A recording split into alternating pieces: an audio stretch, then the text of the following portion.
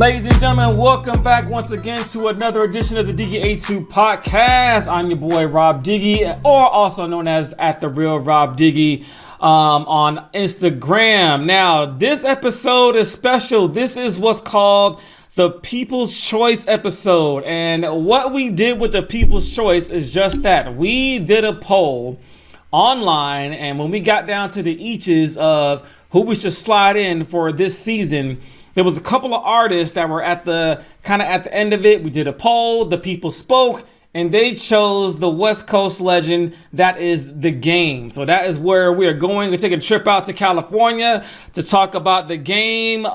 He has been selected by the people for this episode. So Game, if you ever see this, man, the people love you. They still want to hear about you. And we're going to discuss this particular episode about his contributions to hip hop. And we have a lot to talk about when it comes to The Game. So I can't wait to get into this. So my special guest is making his third appearance on the platform all of this season too. It seems like I can't get rid of this brother, but he wants to come back. He is our hip hop connoisseur.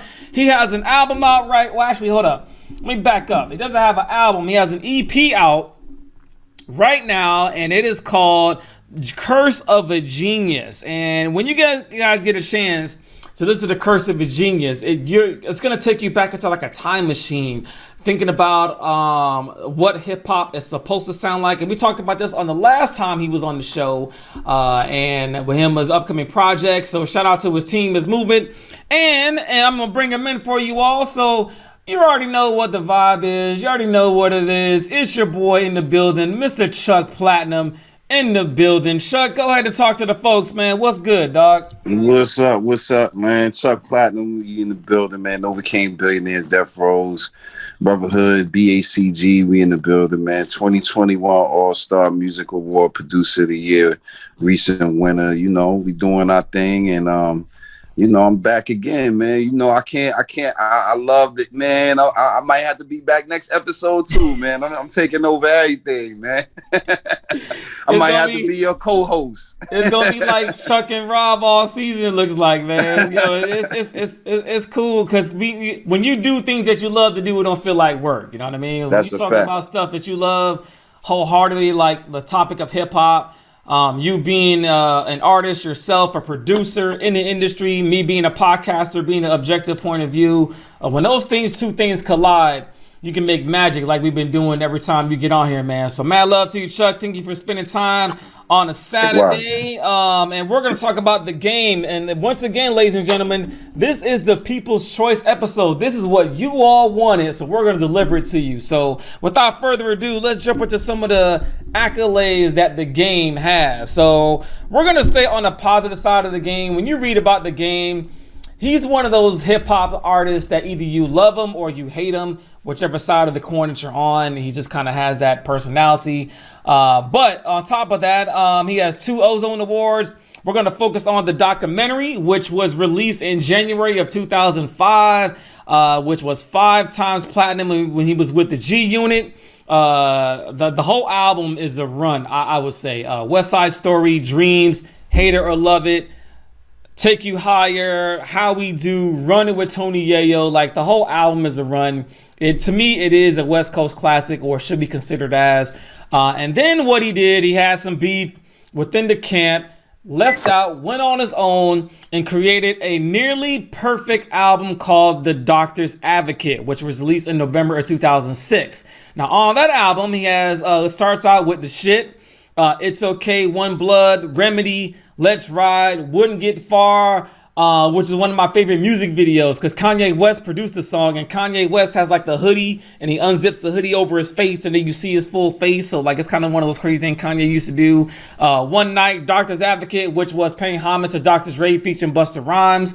3 times platinum, 4.5 mics from The Source. And then in August of 2008, he released LAX. LAX, I think, was probably one of his more introspective albums.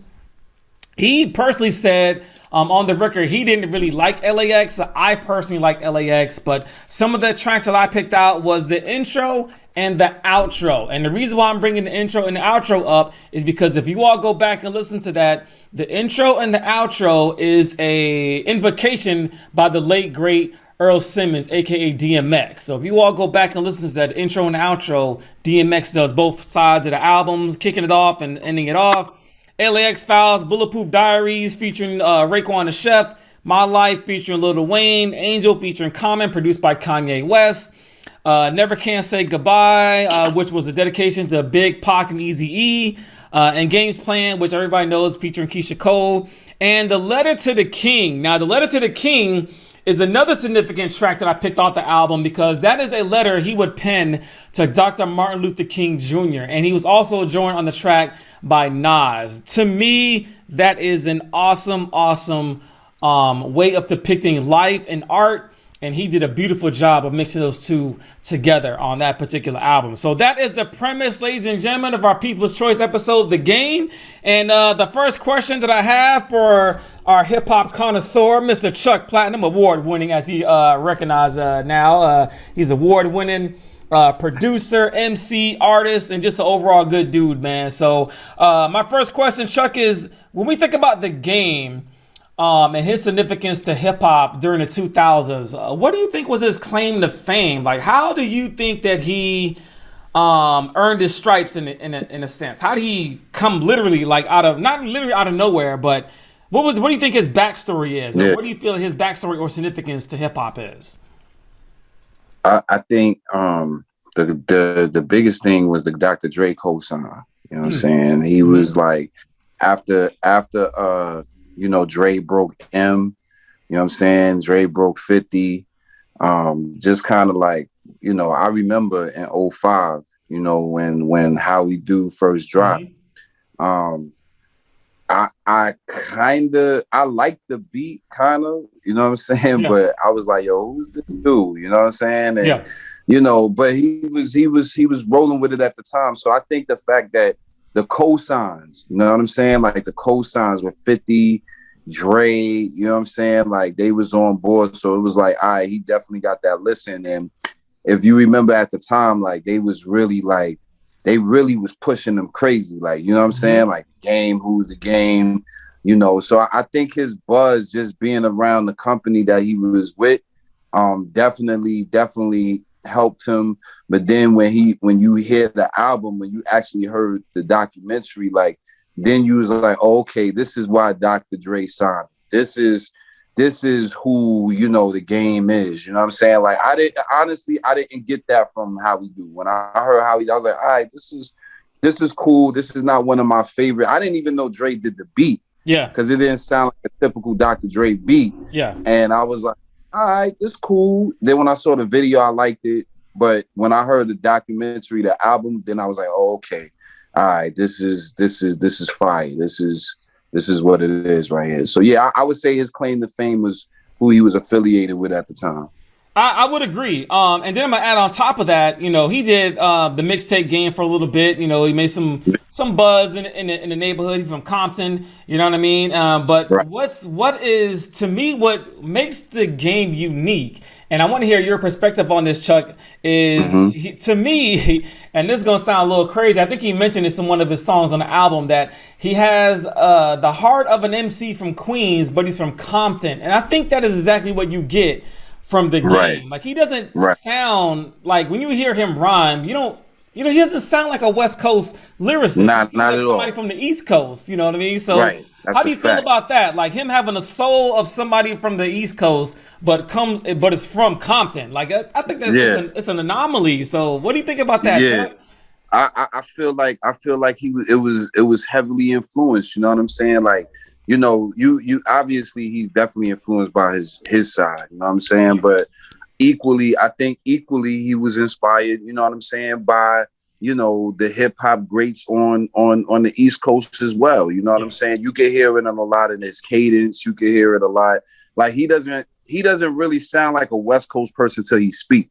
You know what I'm saying? Then when he speaks, you could tell he's straight up from LA. But when he starts reciting his music and you see the beat selections, you know, that's one thing I love about The Game too. His beat selection is stupid. You know what I'm saying? Like nearly flawless. Like that's what I love about his albums the most, is his ear for production is crazy. So I think the influences from, you know, from the East Side, you know, was definitely put in there, and he got bar work because of that. You know what I'm saying? Like that's what I liked about Nip too. You know what I mean? Is that, you know, Nip didn't sound West Coast. You know what I mean? Yeah. So I think those are the artists from the West Coast that really kind of make it and kind of cross over to the East Side.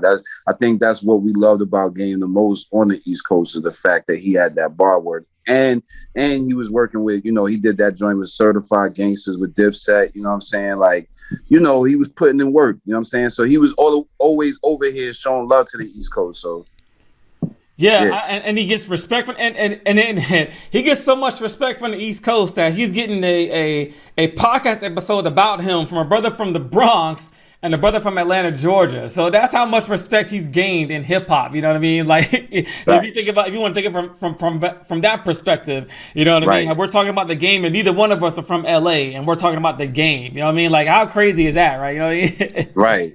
Right. That's how much respect he's gained in our eyes and in the eyes of, and then, you know, when you think about it, Chuck, during the mid 2000s, Game was hot, man. Like, he had when you look at the albums that he dropped in the 2000s, he had the best producers in music. Like, Kanye West was on all three. Kanye West was hot himself as an MC, a rising star. We'll get to Kanye in a couple of weeks. I can't wait to get to talk about Kanye because Kanye really, really shaped and molded the sound, how we listen to hip hop. But I like when you couldn't, on the song Couldn't Get Far, when he produced that track, you know, he comes in there and like, if you remember the video, Chuck, like, Kanye was he kind of wilding out, and what they were talking about is like all the different women in different videos and you know all that stuff, you know, kind of playing around with it a little bit, I think, which is clever. But the sampling, the way that song sounds, and you're like, yo, like it's so soulful, man. Kanye brought soul back, and I think that, to your point, the way that Game capitalizes on his lyricism is selecting the right beats, and he does a masterful job at selecting the right beat to his cadence. And I don't consider him one of our best lyricists, Game. I'm sorry if you watch this, brother. I don't think you're top tier when it comes to lyricism. However, I don't think so either. He makes up for it for his creativity, and that's why I think that the creativity is what makes up for it. So, like I said, he's an East Coast cat living on the West Coast, which is really, really rare. We rarely ever seen anything like that in hip hop before the Game came around. You know what I mean? So, out of those albums, Chuck, when we're going back to the 2000s. You mentioned how you felt when you first heard How We Do, and then, you know, he left the G Unit, made The Doctor's Advocate, which was a nearly perfect album. So out of the three albums that we're talking about today, which one do you find yourself going back to, or what track that the Game created that you find yourself going back to and replaying every now and again? He got a few. But like one of my favorite songs is like The Documentary is my joint. You know what I'm saying? Like Documentary, I think like all three of those albums is fire. Like Doctor's Advocate is just as fire. If for me, even if not a little bit more. But I think it's always that Hungry album. You know what I'm saying? So for me, one of my favorite joints is Dreams. Yeah. You know what I'm saying? It's just the way that Kanye put that beat together, and like listening to Game's perspective on that joint. Yeah. That's what really made me a fan. Like, oh, okay, this was I could go back to 2005 when I first heard that and was like, yeah, this joint is fire. LAX, I liked LAX. It was a good album, but by then, like, I was kind of like, you know, I wasn't really on my game, you know, heavy on him. Like, I've always listened to all his albums because he is dope. Yeah. But out of the three, I would say The Documentary, because he was the most hungriest on that album. Like, you could hear he had, you know, it's always that first one, you got something to prove. And that to me was my favorite. And working with Dr. Dre, you could tell, you know, he took a little time to mold him and shape him into what he was at that moment. Word. And then when you read articles about the Game, just to reemphasize your point, that's why I love messing with Chuck, because Chuck is a hip hop connoisseur, man. Like, when you hear and read articles about the Game, some of the albums that he studied was Reasonable Doubt, Jay-Z's first album, Illmatic, you know, Nas's first album, you know what I mean? Like, those are things that he's kind of studied and watched and looked, you know what I'm saying, and was like, okay, well, I don't want to emulate them, but I want them to be a part. And that's why I said, when you hear The Game, his music, you hear a lot about him paying homage to the homies that blazed the trail for him, you know. So I think he's a dope MC. I think he has a great ear for music, and I like 1992. 1992, I think, came out in the mid-2000s, 20-teens. Like, I know it's outside the scope, you guys. I know it's outside the scope. 1992. Yo, that's my shit, though, man. That was a fire. Now, that was a fire album. That was a fire album. It was, man. It was. When I heard 1992, and I know you guys, it's outside of our scope. You know, we're not talking about 1992. 1992, I think, came out in 2016, 2017, around that era. But man, that was a dope album, man. So shout out to The Game for that album, man, because he definitely put it back on the map. But then I want to talk about next, real quick, Chuck, is Game significance to the West Coast. Now, when you think about the West Coast or West Coast hip hop music in the 2000s, I don't remember a lot of West Coast influence in the 2000s. Now, I might be wrong. I might be wrong. I mean, I don't know anybody that was actually hot, at least on the mainstream side, outside of The Game. But to me, do you think he was the reemergence of the West Coast? Like, now he was able to. Now, Snoop has always been Snoop. You know, Nate Dogg has always been Nate Dogg. He's on a couple of joints as well on the album. But do you feel he was the reemergence of the West Coast? Is he responsible for that? Yeah, because he, like, during that time, like, you was right. The West Coast emergence was in the 90s. You know what I'm saying? As we know, the Snoops, the Nates, those pillars. Yeah. And those pillars have had to carry, and still to this day have to carry, the West Coast on their back. Yeah. It's just, you know, the West Coast is like Houston. You know what I'm saying? Yeah. They got their own sound, they got their own people, they support their people, you know what I'm saying? So it's very few artists, unfortunately, because you got the Dom Kennedys, you got the MCH, you got all of these OGs out there that's dope. And then, you know, going into the future with Nip and stuff like that. Yeah. But Game basically was the, you know, he was the West Coast at that time. You know what I'm saying? Like, he was the face of the West Coast at that time. He was young. He was that spitter. He had the look, you know, he had the gangster with him. Yeah. And I feel like even the OGs in that time frame, you know, the Snoops and all of them respected him for that. Cause he, you know, he was the first one that was trying to put the Crips and the Bloods together. You know what I'm saying? And that's true. That's things fact. Like that. So, you know, yeah, man, Game was the West Coast at that time. You know what I'm saying? Especially in that era, that 2000 era, because the East was getting it back. You feel me? And Atlanta, as you know, was killing it. You know, but the East Side with Dipset and all of that was killing it. So that's why he was over on the East Side. You feel me? So. Yeah, that he was the West. Yeah, to answer your question, yeah, he to me he was the West Coast at that time. Definitely. Yeah, during the 2000s, and you said something that resonated with me. To me, you think about the progression of West Coast hip hop. You know, you have the greats. You got Dre, you got Snoop, you got the Dog Pound, you got Warren G. You know, you got Death Row Records. You know, okay, we get that. We solidified that in the 90s.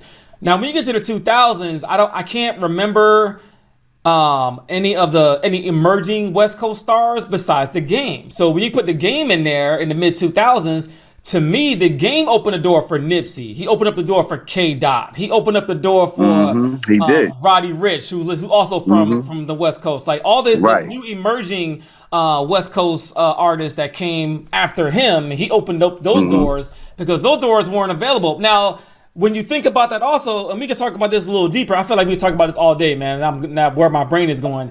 When you think about MC, we'll use K-Dot as an example. K-Dot does not sound like he's from the West Coast until he's not on the microphone, right? Then you're like, oh, shit, like he's actually from, but he's got such of a lyrical prowess that you think he would fit in, you know, with Nas and Jay. Like he has that kind of prowess, and J. Cole, like I'd put him in that top tier of MCs being from Compton. So you're like, whoa, like what's going on here? There's like a paradigm shift almost, as if like, what's going on? Like, it's like West Coast MCs are studying the game on how to get in and break through, but you can still be dope. You can still be true to your craft and still represent your neighborhood. And I think that's a true example of what the game. That's what the game is. That's what he is. He don't compromise where he's from.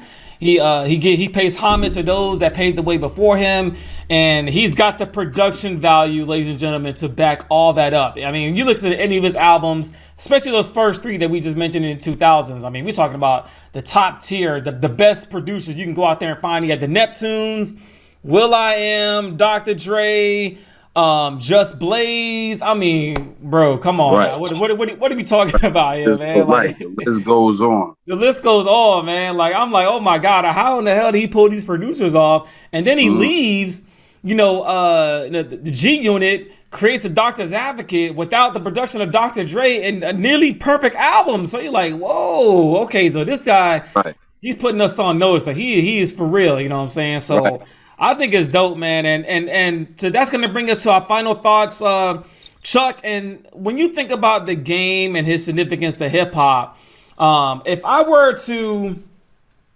say, you know what, Chuck, like, I'm have an up and coming artist, that wants to, get into the game, and they're from the West Coast. They want to emulate something about the game. What are some of the attributes that the game has that you would tell that young artist, hey, these are the things you need to study about the game to be successful? So what are some of the attributes that he has? So give us some final thoughts about the game, brother. The game's personality for me, you know what I'm saying? The game's personality, his personality is, he's a smart mother. He's a smart mother effer. You know what I'm saying? He's very, very smart. It's a kid show. Yeah, exactly. That's why I was like effer. You know what I'm saying? But he's a dope. He's real. Like, you know what I'm saying? Like, he real. Like, he done been through some stuff. You know what I'm saying? Like, he put his pain into his music. So I would tell a young brother that wanted to emulate, be real. You know what I'm saying? Be proud of where you're from. You know what I'm saying? And study outside of where you're from. You know what I'm saying? Because that's what the game brought to the table. He was very I'm speaking to him like he was he's past tense. He's still here. Still with us. Well, I understand you're talking about him in the context of the era. So I got you. I got you. Yeah. So, at that,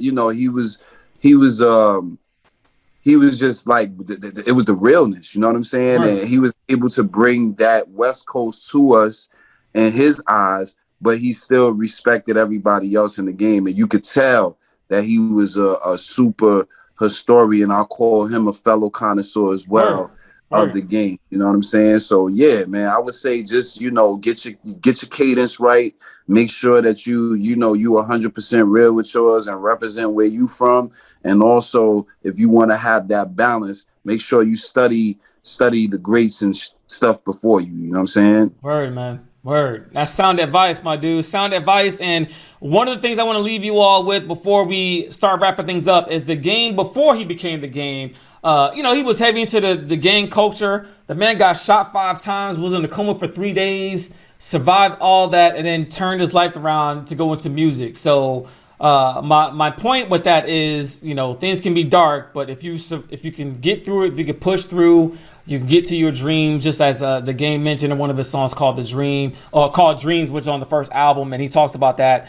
Before he became who he was. So if you're whatever you guys are going through, push through and you'll get there on the other side. So with that being said, ladies and gentlemen, we're going to start wrapping things up, and how we have been doing all through season 4 is paying homage to the life and memory of Breonna Taylor. And what we're going to do, as we always have, put up your right fist in the air for me one time, Mr. Chuck Platinum, and I'm going to say justice for, you will say Breonna Taylor. We're going to do that chant 3 times to keep her memory alive, and for all those that we have lost due to social injustice. So one time, justice for Breonna Taylor. Justice for Breonna Taylor. Justice for Breonna Taylor. Justice for Breonna Taylor.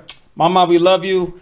Thank you for continuing to watch over us and all of the others that we have lost due to social injustice in the United States of America. So with that being said, Chuck Platinum for the third time this season. My brother, my brethren, my hip hop historian, my connoisseur, my ace, my good dude. Who are your shout outs going to this week, bro? Yeah, man. First and foremost, man, I want to shout out my family. You know what I'm saying? Shout out to my mom, my dad, my whole family, my sisters, my kids. You know what I'm saying?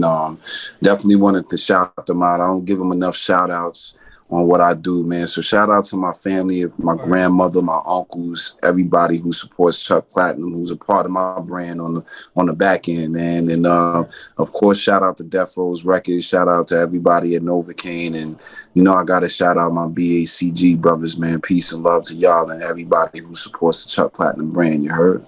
Word. Tell grandma and uncle to watch the show, man. You know what I'm saying? Tune in, you know what I mean? Yeah. They definitely will. Grandma, she's a little crazy with the YouTube and all that. I'm gonna have to put her on, but she support everything that I do, so I'll make sure she watches. That's what's up, man. Yo, shout out. Yo, my shout outs to Short, man, as always. Shout out to Chuck Platinum, award winning. You all support Chuck Platinum and that new album, man, Curse of a Genius. Go out there, check it out. It's on all is it on all streaming platforms or just Apple? Everywhere. Okay, so I'm gonna have a little thing. You guys are gonna see it pop up with the logo of the album pop up. So you all go out there, support Chuck. Go out there, connect with Chuck on social media. The brother is humble. He will respond to you the best he can when he ain't busy. If you're an independent artist, connect with Chuck Platinum as well, because he's doing some things on the. Hey, look, I'm just telling you all. My job is to plug you to the people that can get things done. Chuck Platinum is a major player in the independent game, so you might want to tap in with this guy. I'm just saying, all right? So shout out to Chuck Platinum, shout out to Skrilla Gambino, shout out to the whole your whole crew, shout out to Chose. Gotta get one of those sweatshirts, Skrilla. I'll be talking to you soon, family. Gotta get me one of those, man. I gotta get me one of those sweatshirts. Shout out to the Game and his contributions to hip hop. Game, if you ever see this, brother, we love you, man, and thank you for your creativity. You bringing back the West Coast, putting the West Coast on your back at a time when the West Coast was almost nearly forgotten about, and you really re-emerged West Coast, and that's why the people wanted to hear about you and your story. So thank you, brother, for your contributions.